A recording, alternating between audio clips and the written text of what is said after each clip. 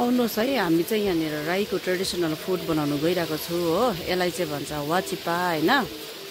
अन्त यहाँनिर चाहिँ हामी अब आज टिकाको दिन है, मैले यसरी बनाएको एउटा भिडियो सेयर गर्नु गइरहेको छु है तपाईँको अघि।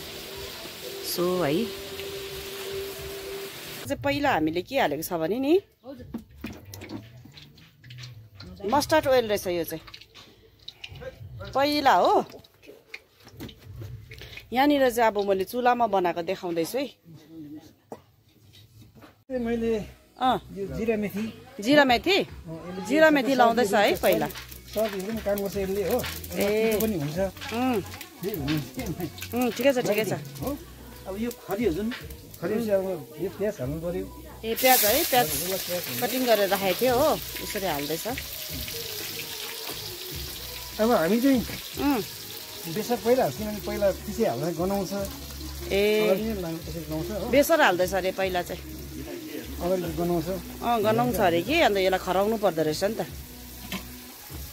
हेर्नुहोस् है साथीहरू है, यहाँनिर अब कतिजनालाई बनाउनु पारो आउँदैन कि, यो भिडियोबाट यसो सिक्नुहोस्। चलेको हो नि त राईको यो डिस चाहिँ, जहीँ पनि होइन प्रोग्रामतिर पनि राखेको हुन्छ। दसैँ लाग्यो है, आज हाम्रो टिकाको दिन। हाम्रो यहाँ दाजुले चाहिँ यो डिस अब दाजुको हातबाट त दामी हुन्छ है जहिले पनि, हामी नै उहाँको हातबाटै खाने गर्छ नि त। आज चाहिँ बनाएकै भिडियो हालिदिएको नि। अब मासु लाउनुपर्छ।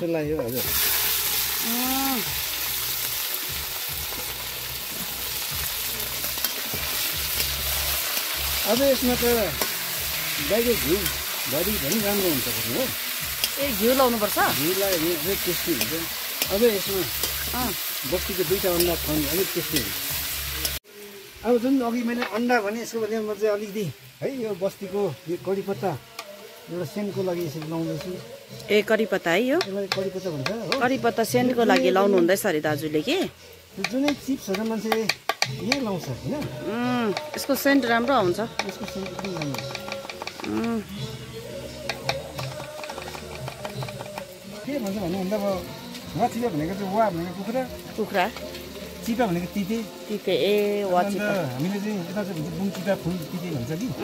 बस्तीको अर्ग्यानिक नै हो यो डढाएर हो। डढाएर यो सेन्ट राम्रो आउँछ। यो चाहिँ कुखुराकोबाट निकालेको अरे हो, यसलाई भन्छ तिते है। यो पनि एड गर्दैछ यहाँनिर। यो चाहिँ अर्ग्यानिकै, यो चाहिँ यो अर्ग्यानिक हो। अब लास्ट है हाम्रो यहाँनिर चाहिँ अब वाचिपा रेडी भइसकेको छ। यसमा चाहिँ अब यहाँ दाजुले चाहिँ राइस लगाउँदैछ। यहाँ हेर्नुहोस् आम्मामा दामी, वाउ दामी हुने रहेछ यो चाहिँ। अब सेन्ट दामी आउने रहेछ है। लास्टमा अब सेन्ट राम्रो आउँछ। अगाडि उड्दैन, अगाडि लाग्यो भने पछि लगाएको चाहिँ राम्रो हुन्छ। यो चला यो रेडीमेड जस्तो भयो। अब यो भइसकेको, यो खाँदा भइहाल्यो। ए रेडी भइसकेछ। हेर्नुहोस् है गाइस, वाउ दामी भयो। तपाईँले हेर्नुभयो होला यो भिडियो होइन, कसरी बनाउने है हाम्रो यो ट्रेडिसनल फुड। यसो तपाईँले पनि बनाएर है ट्राई गर्नुहोस्, पल्टिन्छ है। Wow thank you so much है मेरो यो भिडियो हेरिदिनु भएकोमा। Thank you.